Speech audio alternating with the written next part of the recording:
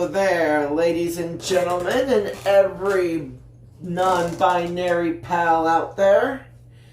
It is yours truly, Jake Flame, with another interesting episode of Story Time with Jake Flame. Now, before we begin, I have a bit of an announcement to make. After this video, I'll be working on a different video. Because, well, let's just say a couple days ago at work, one of my coworkers informed me of something that I thought was impossible. These two Subway workers were building a 3-foot-long Subway sandwich.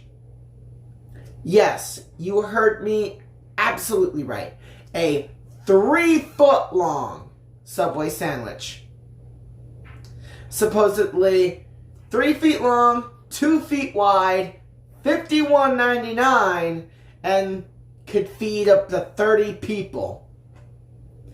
I told them this, word for word, there is no way in any reality that a 3-foot-long Subway sandwich is possible. You have any idea how much bread that would take?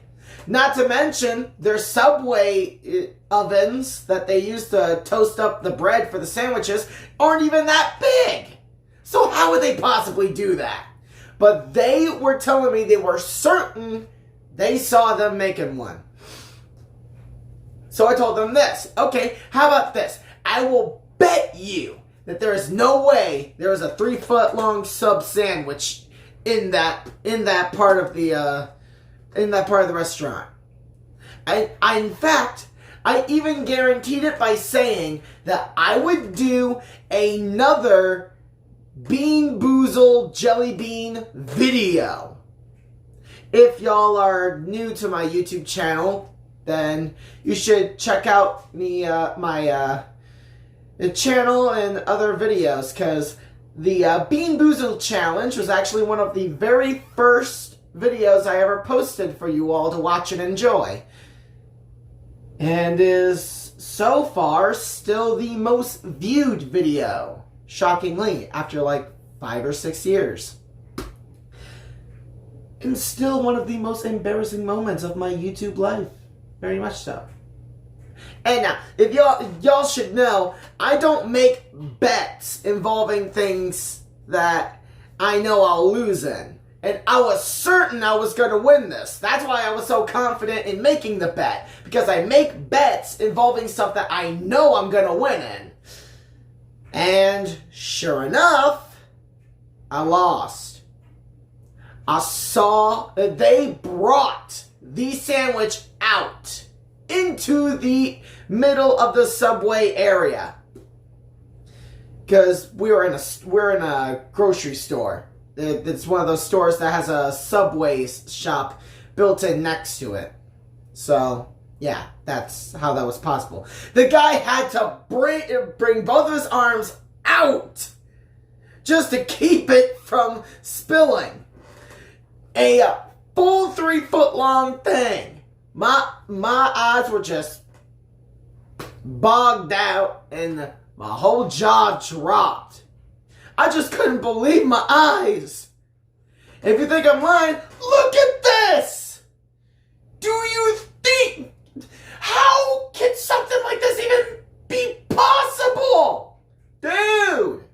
I mean, it's like, it's at least as long as the dude's arm span when he's stretching them out. Maybe a little bit. Dude. And that thing's supposed to feed 30 people. So, in conclusion, I basically lost. So that means, unfortunately for me, I have to end up going through the embarrassment of making another Bean Boozle video. Not going to be one of my best moments, but seeing as how the last one, a lot of people enjoyed watching, seeing as how it's still the most viewed video on my channel, which, by the way, not sure why you all enjoy that so much. Really. But still, a bet is a bet. I must honor my end of the agreement and make another one. So, yeah. Until I get that video done, I won't be able to do any other storytime videos or any other kind of videos that I may or may not have planned at the moment. So, this will be the only video I do till further notice.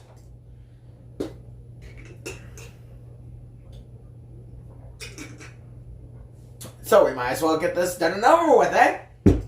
Without further ado, we are going to continue where we last left off. Let's see. We had ended with chapter 14. Now, where we last left off, Daniel was attacked by a bunch of giant metal bulldogs. He somehow teleported himself to New York. He had almost gotten zapped by lightning, and the prayer had made quite the dramatic announcement of making Daniel his number one on his hit list. So, let's see how well things fare for our dear Danny boy.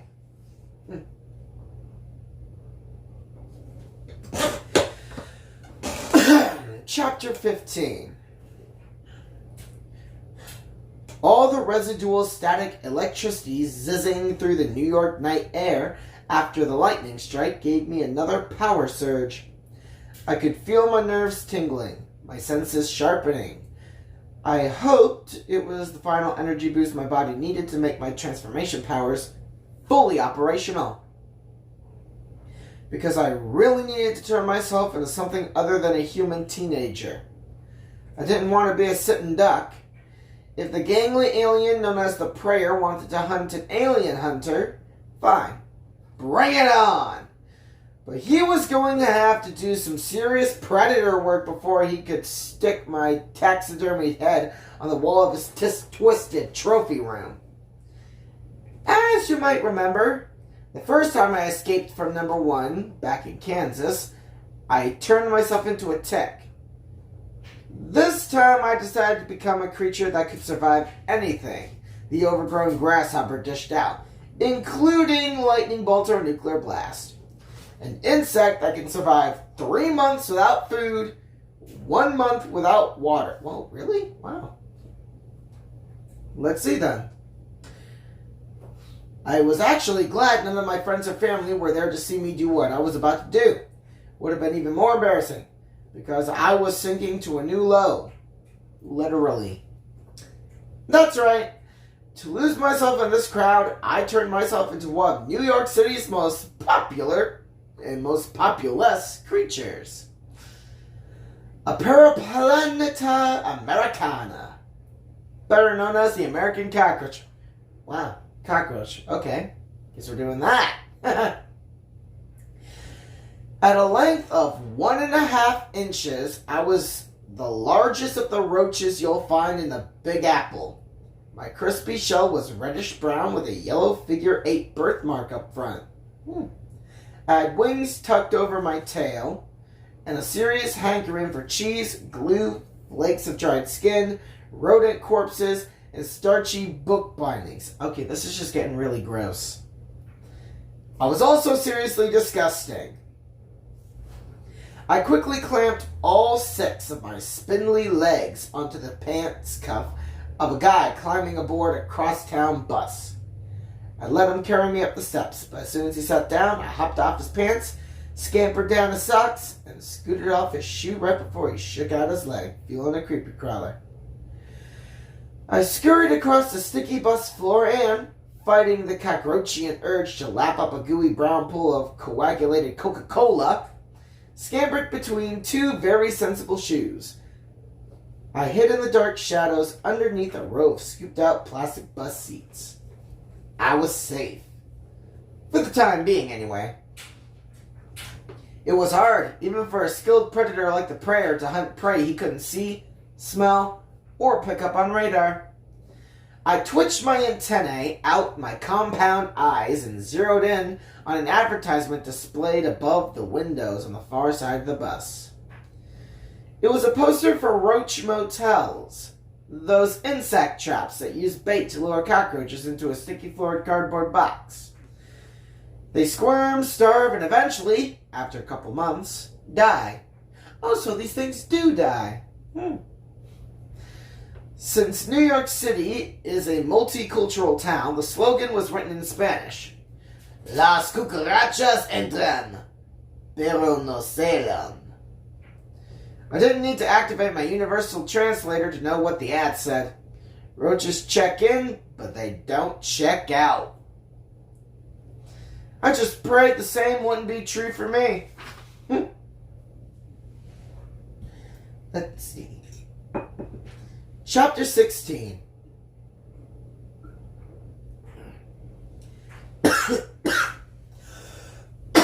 Sorry. As I was checking out the Roach Motel poster, a lady sitting directly underneath it was checking out me. When she saw my twitching antennae, she gasped and put one hand to her chest like she was having a heart attack.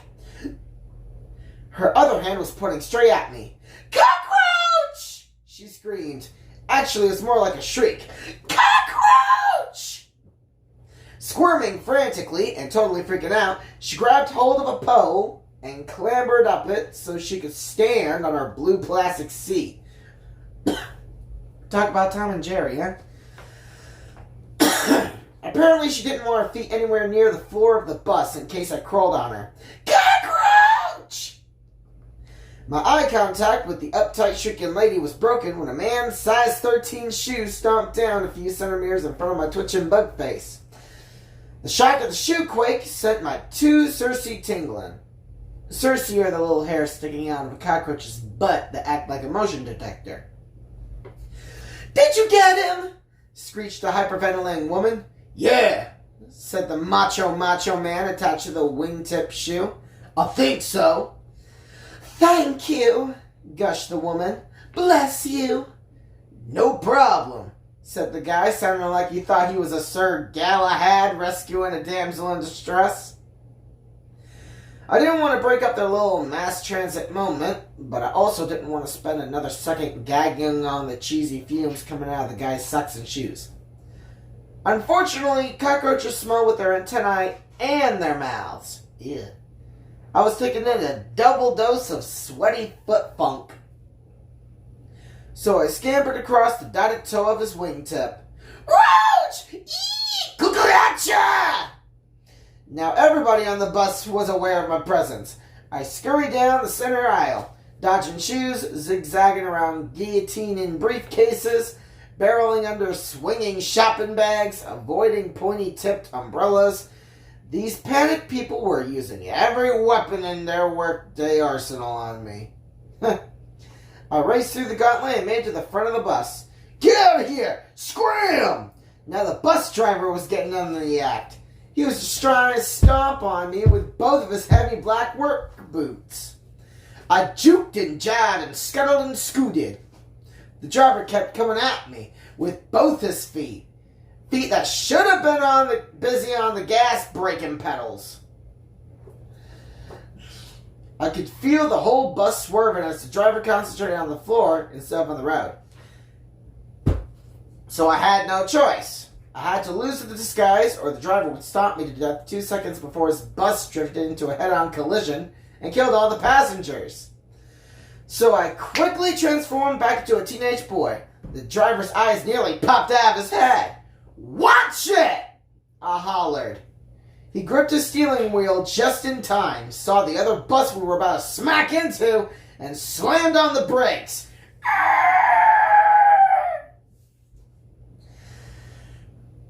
Open the door, please, I said as politely as I could. This is my stop.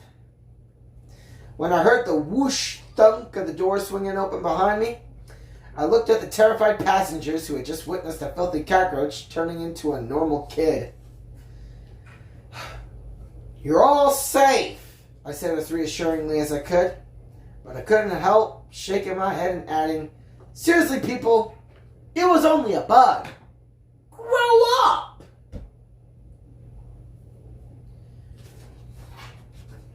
Chapter 17. I stumbled off the bus, totally wiped. The passengers still on board looked dazed and confused. Most of them were probably wondering why they couldn't remember what had happened during the last 5 minutes of their lives. The answer was quite simple. I'd used my remaining creative energy to scrub their short-term memories clean. They would have no recollection of seeing a scuzzy cockroach turning into a kid who they probably thought looked pretty scuzzy too. Hey, I've been kind of busy. Grooming and hair gel hadn't been high priorities. Anyway, I was exhausted from the mental exertion of mopping all those memories clean. And I was starving. Ugh. My cross-town bus had only crawled 1 block west, so I was standing at the corner of 42nd Street and 8th Avenue, right across the street from the Port Authority bus terminal. Hundreds, maybe thousands of people were scurrying in and out of the building. Commuters eager to head home to New Jersey and upstate New York. Friends meeting friends who had just climbed off suburban buses for a big night in the city. I realized that's what I needed. Not a big night in New York City. I needed my friends. Hey, the #1 alien outlaw in the galaxy had just declared me to be his #1 target. Alone was the last thing I wanted to be. Okay? So once again, I tried to conjure up my 4 friends. And I didn't want the imitation Joe, Willie, Dana, and Emma who had come to visit me in the hunting camp hospital. I wanted the real deals, even if they were 100% purely products of my imagination.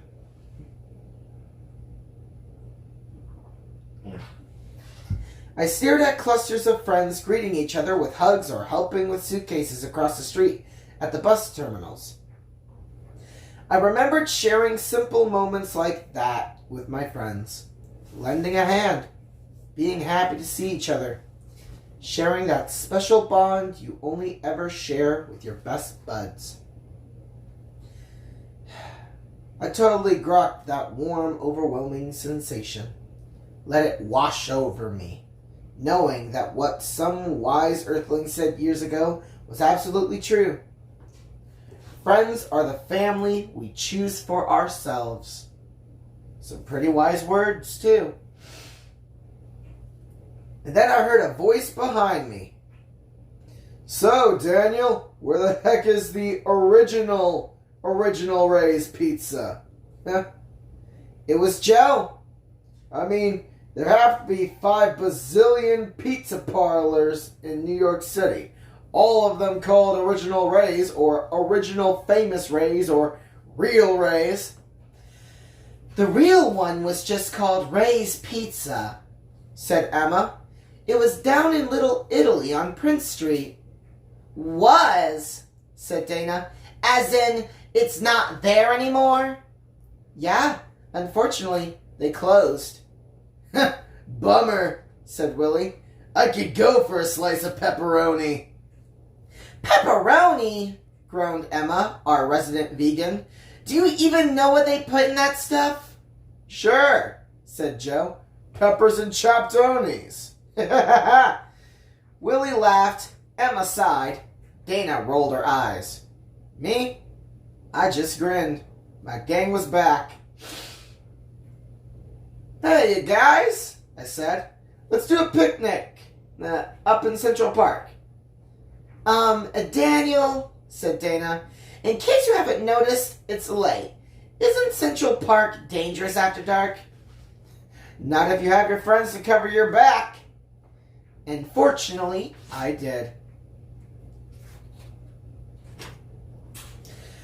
Central Park is this huge man-made forest in the center of New York City's island of Manhattan. Approximately 35 million visitors tromp through its 843 acres every year. Jesus Christ, that's a lot of people. Very few venture in after midnight, so my friends and I had Umpire Rock, a massive mica-flecked outcropping just south of the park's Hesker ball fields, all to ourselves. "So, where's the grub?" said Joe, whose stomach needed to be sufficiently stuffed with food before it would let Joe take in the spectacular view of the skyscrapers ringing the park. Feeling rejuvenated just by having my friends around, I felt confident I could whip up a feast. Maybe the entire menu from the original Ray's Pizza. Everything from garlic knots to spaghetti to pizza pies. "One midnight snack coming right up," I said, and materialized a heaping pile of steaming food on a red checkered tablecloth. Well, that was what I had intended to do. Instead, what my imagination cooked up was a steaming pile. As in, a trash heap. Daniel," said Dana, "none of this looks very appetizing." She was right. Instead of a smorgasbord of fine Italian dining, I had inadvertently conjured up a mound of chunky pig slop giving off gas vapors. Looked like that soupy stuff you see in the big rubber barrel in the cafeteria where all the leftover food scraps are collected. I think I'm going to hurl," said Willie. "Good," said Joe. "It'll probably smell better than this mess." Ugh. Obviously, my matter manipulation powers were still a little sketchy. They hadn't fully recovered from my quick change cockroach transformation. However, I was able to evaporate the muck mound before it dribbled any farther across Umpire Rock. "Don't worry, you guys," said Emma. "I have a whole bunch of vegan, no-bake peanut butter protein bars in my backpack." "Oh, joy," said Joe, but he was hungry enough to eat whatever Emma dished up. So was I. And we both considered ourselves lucky that she wasn't hitting us with one of her famous raw power bars. After everybody wolfed down about 3 bars each, Dana and I ended up sitting together on a patch of grass filling one of the crevices on Umpire Rock. The rest of the gang ran down to the nearby playground to check out the swing sets. Like I said earlier, Dana is my dream girl. She is literally the girl of my dreams. Her long blonde hair and beautiful sky blue eyes, her ability to make my heart skip a few beats, even her incredible scent. All of it comes straight out of my emotional memories of the real Dana, the girl I knew back on Alpernock. Dana was the prettiest and most grounded person I had ever met. Until I met Melody Judge, the daughter of an FBI agent. Her dad heads up a secret government task force that deals with extraterrestrial outlaws. Melody reminds me so much of Dana, right down to the pale scar on both their cheeks, that I truly believe my soulmate from the planet Alpernock somehow found me again here on Earth. Or maybe I just made that last bit up because I don't want ever to have to choose between the two. Yes, when it comes to girls, I'm just like most guys. Totally confused. "So, how's Mel?" said Dana, as if she had just been reading my mind. Which she probably could since she more or less came out of it. "She's fine. Safe at home in Kentucky." "Yeah, I know." "You do? How?" "The same way I know you and Mel split an order of KFC's honey barbecue wings 2 minutes before you idiotically decided to go for a stroll under the stars. Along a deserted highway in the middle of the night. Hello? What were you thinking? Hey, I asked you to come with me. I quickly realized what I had just said. I asked Mel to come with me, but she was wiped out. We'd taken the horses out for a really long ride. Dana grinned. Yeah, all the way down to McGimsey's farm. Okay, that was a stunner. How could Dana know what Mel and I had done back in Kentucky? Unless, of course, my imaginary friends have total access to all my memory tapes while they're hanging out inside my mind, waiting for me to summon them into action. Daniel, said Dana, do you remember how I died? I nodded. Man, I hated talking or even thinking about this. Yeah. And do you remember when that was? Sure, like it was yesterday. So you remember the date? Definitely. It's still marked with a black circle on my calendar. Good. Then do the math. Huh? Take the date of my death and factor in the time differential between Earth and Alpernock. Time moves much more quickly down here than it did back home, because of the shorter length of the solar orbit here. Wait a second, what are you saying? Dana smiled warmly. The day I died, my soul found its next home, an Earth child just about to be born. One destined to ultimately reconnect with my soulmate. Melody is you? No, I'm Melody. Hey, you didn't think I'd leave you out here all by yourself, did you? What kind of soulmate does something like that? The plot thickens.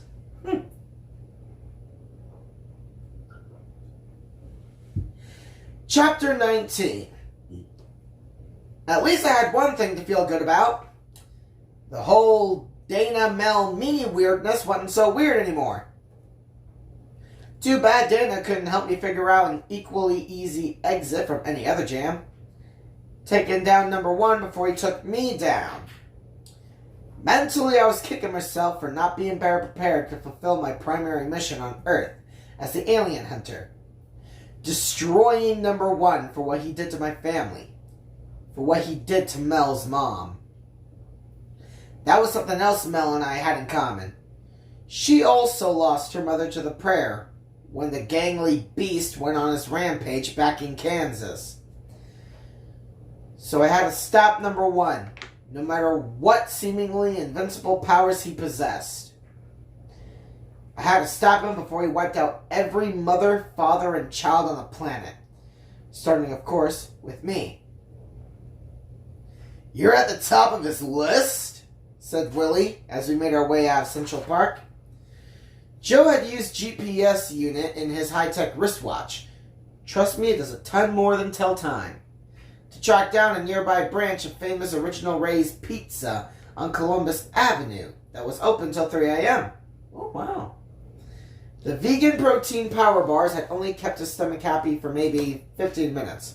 He was starving again. Don't worry, Daniel, Willie, my wingman, continued. At least we won't have to waste time tracking down number one. He'll come gunning for you. That's what I've been thinking, I said as we came out of the park near West 81st Street. But I need a plan for when he shows up. I also need my full powers. How can I go up against number one, who can manipulate the space-time continuum and chuck lightning bolts at me, if I can't even whip up a few simple pizzas? Your powers always kick in when you need them to most, said Willie. It's like your raw emotions mixed with the free-flowing adrenaline of a crisis become the rocket fuel that turbocharges your creativity. Besides, said Emma, we're still here. Yeah, that's right, said Joe.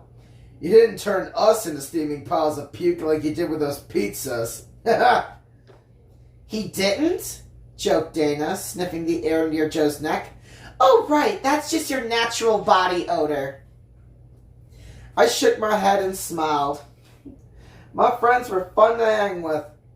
They were also right. My full powers would come back to me. Soon. At least, I sure hoped they would. Maybe we should take the fight to number 1, suggested Dana. I figured I should call her Dana when she was imaginary. Mel when she was living, breathing, and horseback riding. Or, said Joe, his genius for strategy and tactics kicking in, we let him think he's bringing the fight to us, when he's just being lured into a giant bug zapper with Daniel as bait. Hey, speaking of bait, do you guys remember that sushi we had back in Tokyo?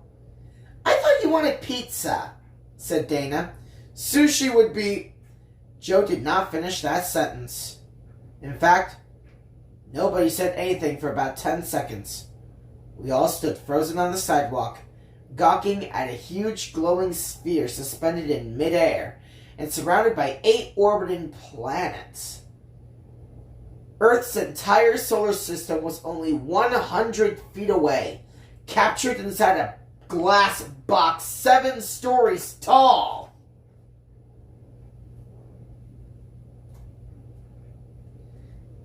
And that is where we're going to end that. I know you guys probably think I should be doing some more chapters, but come on, guys. The longer and the more chapters we make, who knows, the faster we'd end up getting this book done. These are some very short chapters, so I might as well just read as little as possible to, keep y'all on your toes. Besides, we ain't even halfway through yet. So, we learned some other interesting stuff in here. Well, as usual, Daniel's powers are still a bit iffy. Turns out Dana her soul basically ended up being inside Melody.